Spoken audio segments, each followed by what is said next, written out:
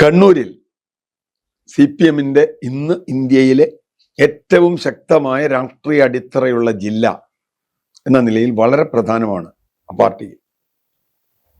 ഇക്കഴിഞ്ഞ തെരഞ്ഞെടുപ്പിൽ അതിദയനീയമായ തിരിച്ചടിയാണ് കണ്ണൂരിൽ നിന്ന് കിട്ടിയത്. ആ തിരിച്ചടിയുടെ കാരണങ്ങൾ ആളുകൾ അന്വേഷിക്കുമ്പോൾ കണ്ണൂരിൽ മാത്രമല്ല കേരളത്തിലെ പല ജില്ലകളിലും കിട്ടി.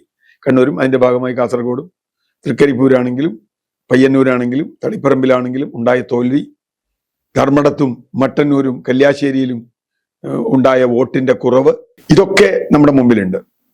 ഇതിനെപ്പറ്റിയൊക്കെ ചർച്ച ചെയ്തപ്പോൾ പലരും ഉന്നയിച്ച ഒരു പ്രധാന പ്രശ്നം അല്ലെങ്കിൽ ഉയർത്തിക്കാട്ടിയ ഒരു കാര്യം, കോടിയേരി ബാലകൃഷ്ണൻ എന്ന സഖാവ് ഉണ്ടായിരുന്നുവെങ്കിൽ ഇത്ര വലിയ പതനം പാർട്ടിക്ക് ഉണ്ടാകുമായിരുന്നില്ല എന്നാണ്. അത് ഒരുപാട് ശരിയുണ്ടെന്ന് വിശ്വസിക്കുന്ന ആളാണ് ഞാൻ. ഇപ്പൊ പയ്യന്നൂർ പോലെ ഒരു പാർട്ടി ഗ്രാമങ്ങളിൽ പാർട്ടിയുടെ പ്രകടനത്തിന് ആളുകൾ വരുന്നു, പൊതുയോഗത്തിന് ആളുകൾ വരുന്നു, എന്നിട്ട് അവർ പോയി മാറി വോട്ട് ചെയ്തു. ഉറപ്പാണല്ലോ. KK രാഗേഷിനെ പോലെ യാതൊരു വിവരവും ഇല്ലാത്ത ഒരാൾ അത് വർഗീയ വോട്ടാണെന്ന് പറഞ്ഞാൽ പയ്യന്നൂരും തളിപ്പറമ്പിലും കല്യാശ്ശേരിയിലും ധർമ്മടത്തും ഒക്കെ ഉണ്ടായത്, മട്ടന്നൂരും ഒക്കെ വർഗീയ വോട്ടാണ് പാർട്ടിക്കെതിരായി വന്നതെന്ന് പറയുന്ന വിവരദോഷികൾ അവിടെ നിൽക്കട്ടെ. നേരെ മറിച്ച് സഖാവ് കോടിയേരി ഉണ്ടായിരുന്നുവെങ്കിൽ എന്ന് എല്ലാവരും ഓർക്കുന്നു. ഗോവിന്ദനെ ഭാര്യയെ അവിടെ ഒരിക്കലും സ്ഥാനാർത്ഥിയാക്കില്ല. ജനങ്ങൾക്ക് അതിൽ എതിർപ്പുണ്ടെന്ന് പറഞ്ഞാൽ ആ സഖാവിനെ സമാധാനിപ്പിച്ച് എം പി ഗോവിന്ദന്റെ ഭാര്യയെ മാറ്റി സുകന്യയോ ശൈലജ ടീച്ചറെയോ വേറെ ആരെങ്കിലും മത്സരിപ്പിക്കുമായിരുന്നു. പകുതി പ്രശ്നം തീരും. അതുപോലെ ഏറ്റവും മോശപ്പെട്ട ജില്ലാ സെക്രട്ടറിയായി KK രാഗേഷ് എന്ന് പറയുന്ന ആൾ, ഇന്നലെയും ഒരാൾ വീട്ടിൽ തങ്ങൾ പറഞ്ഞിട്ടുണ്ട്. അദ്ദേഹം ഈ പയ്യന്നൂരിലെ രക്തസാക്ഷി ഫണ്ടിനെ കുറിച്ച് പറഞ്ഞ കാര്യം എന്താ?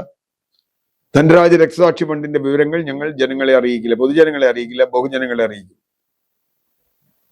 വല്ലാതെ സംസ്കൃതവും പ്രത്യയശാസ്ത്രവും പറയുന്ന ഗോവിന്ദ മാഷക്ക് പോലും മനസ്സിലായില്ലേ എന്താ ഈ പറയുന്നത് എന്ന് പറഞ്ഞാൽ അത്രയ്ക്കും ഉള്ള രീതിയിൽ കോടിയേരി വളരെ കൃത്യമായി വന്നു. രണ്ടാമത്തെ കാര്യം, കോടിയേരി ഉണ്ടായിരുന്ന കാലത്താണ് ബിനീഷ് കോടിയേരിയുടെ പേരിൽ ഒരു കേസ് വരുന്നത്. കർണാടകയിൽ അദ്ദേഹം അറസ്റ്റിലാവും, കുറച്ചു കാലം ജയിലിൽ കിടക്കും. അന്ന് അദ്ദേഹം എടുത്തൊരു കൃത്യമായ നിലപാടുണ്ട്. കേസ് പാർട്ടിയുടെ അല്ല, കേസ് വ്യക്തിപരമാണ്. അദ്ദേഹത്തിന് ഉള്ളിൽ നേറിക്കൊണ്ടായിരിക്കും അത് പറഞ്ഞിട്ടുണ്ടാവുക, കരഞ്ഞുകൊണ്ടായിരിക്കും. അദ്ദേഹം രോഗിയായിരുന്നു, ആരോഗ്യപരമായ പ്രശ്നങ്ങൾ ഉണ്ടായിരുന്നിട്ടും അദ്ദേഹം പറഞ്ഞൊരു കാര്യമുണ്ട്, അയാൾ തെറ്റ് ചെയ്തിട്ടുണ്ടെങ്കിൽ അയാൾ നിയമം ശിക്ഷിക്കും. പക്ഷേ പാർട്ടിക്ക് അതിൽ ഉത്തരവാദിത്തമില്ല. ബിനീഷ് കോടിയേരിയെ ഡിഫെൻഡ് ചെയ്യാൻ പാർട്ടിയിലെ ഒരു ലോക്കൽ കമ്മിറ്റി സെക്രട്ടറി പോലും ഉണ്ടായില്ല. പക്ഷേ മുഖ്യമന്ത്രിയുടെ മകൾക്കെതിരെ എക്സാലോജിക് ആരോപണം വന്നപ്പോൾ, SFI അന്വേഷണം വരെ വന്നപ്പോൾ പാർട്ടി നേതാക്കന്മാർ കൂട്ടത്തോടെ വന്ന് പറഞ്ഞില്ലേ, ഒന്നും ഉണ്ടാവില്ല, മുഖ്യമന്ത്രിയുടെ മകൾ അങ്ങനെ സംഭവിക്കില്ല. എന്താ കാര്യം? മുഖ്യമന്ത്രിയുടെ മകൾക്കെതിരെ പാർട്ടി എന്തിനാ സംരക്ഷിക്കാൻ പോയേ? നിയമത്തിന്റെ വഴിക്ക് പോട്ടെ എന്ന് പറഞ്ഞാൽ പോരെ. എന്തിനാ മുഖ്യമന്ത്രിയെ സംരക്ഷിക്കേണ്ട കാര്യം? മുഖ്യമന്ത്രിയുടെ മകളെ സംരക്ഷിക്കേണ്ട കാര്യം മുഖ്യമന്ത്രിയെ സംരക്ഷിക്കാം. ഈ വ്യത്യാസം ജനങ്ങൾ വളരെ കൃത്യമായി കണ്ടു എന്നുള്ളത്, കൃത്യമായി കണ്ടു. മൂന്നാമത്, G. സുധാകരനെ പോലെ ഒരാൾ വിട്ടുപോകുമ്പോൾ തീർച്ചയായും അത് ഒഴിവാക്കാൻ കോടിയേരിയെ പോലെ ഒരാൾ ശ്രമിക്കുമായിരുന്നു. ഈ വികാരം കണ്ണൂർ ജില്ലയിൽ മാത്രമല്ല കേരളത്തിൽ പല സ്ഥലത്തും വളരെ ശക്തമായുണ്ട്. പ്രത്യേകിച്ചും MV ഗോവിന്ദനെ പോലെ ലോകത്തില്ലാത്ത വിഡിത്തങ്ങൾ മുഴുവൻ പറയുന്ന, ആർക്കും മനസ്സിലാവാതെ വർത്താനം പറയുന്ന, പറഞ്ഞാൽ തന്നെ ട്രോളാവുന്ന, സെൽഫ് ട്രോളാവുന്ന ഡയലോഗുകൾ പറയുന്ന ഒരു സെക്രട്ടറി വരുന്നു, സ്വന്തം ഭാര്യയെ സ്ഥാനാർത്ഥിയാക്കുന്നു, KK രാഗേഷിനെ പോലെ ഒരാൾ കണ്ണൂർ ജില്ലാ സെക്രട്ടറി ആവുന്നു, ആകെ പ്രശ്നമാവുന്നു. ജനങ്ങളുമായി ബന്ധമുള്ള ഒരാൾ പാർട്ടിയിൽ ഇല്ല എന്ന് ബോധ്യമാകും.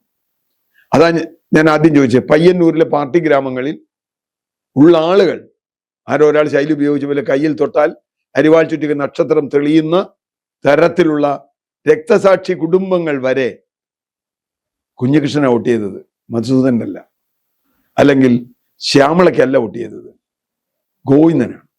എന്തുകൊണ്ട് സംഭവിച്ചു? എന്തുകൊണ്ട് 6 റൗണ്ട് മുഖ്യമന്ത്രി പിണറായി വിജയൻ ധർമ്മടത്ത് പിന്നിൽ നിന്നു? 50,000 വോട്ട് കിട്ടിയ ഭൂരിപക്ഷം കിട്ടിയ സ്ഥലങ്ങളിൽ 60,000 വോട്ട് ഭൂരിപക്ഷം കിട്ടിയ മട്ടന്നൂരിൽ എന്താ ഇത്ര കുറഞ്ഞുപോയി?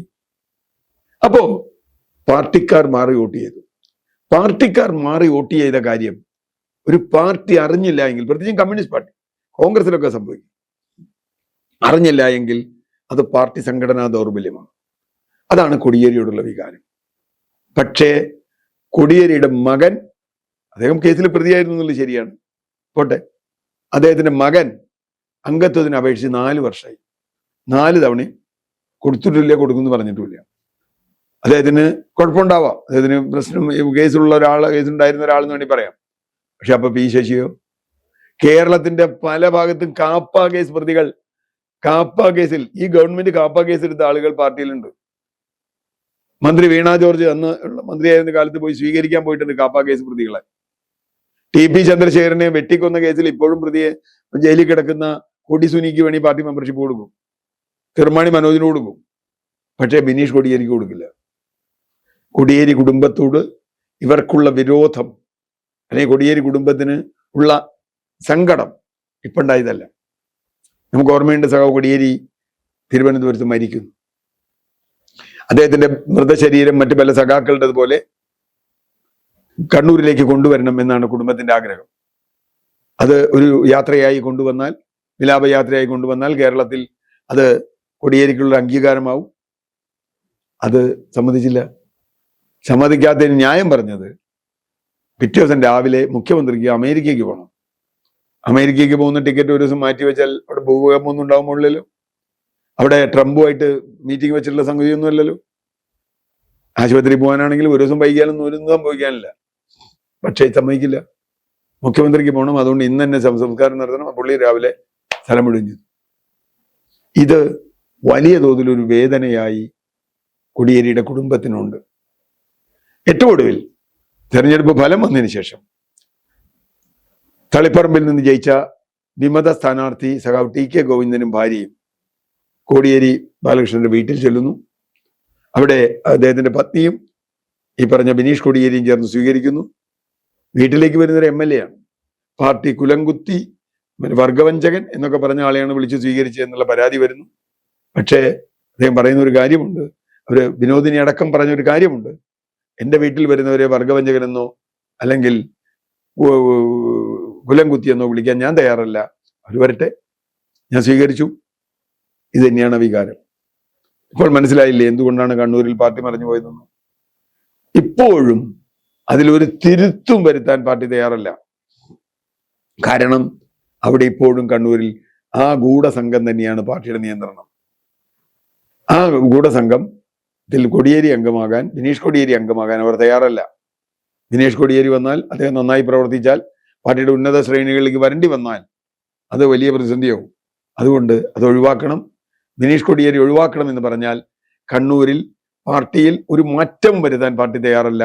തിരുത്തും എന്നൊക്കെ പറയുന്നല്ലാതെ തിരുത്തുന്നത് ഒരുപക്ഷെ വടത്തെ കയ്യിൽ കെട്ടുന്ന വാച്ച് ഇടത്തെ കയ്യിലേക്ക് മാറ്റുകയോ, അല്ലെങ്കിൽ വേറെ എന്തെങ്കിലും ചെരുപ്പിടുന്നത് മാറ്റുകയോ, ഷർട്ട് ഇടുന്നത് മാറ്റുകയോ, തലമുടി ചെയ്യുന്നതിൽ വ്യത്യാസം വരുത്തുകയോ ചെയ്യല്ല തിരുത്തൽ നയത്തിലാണ്, സംഘടനയിലാണ്, നിലപാടുകളിലാണ്.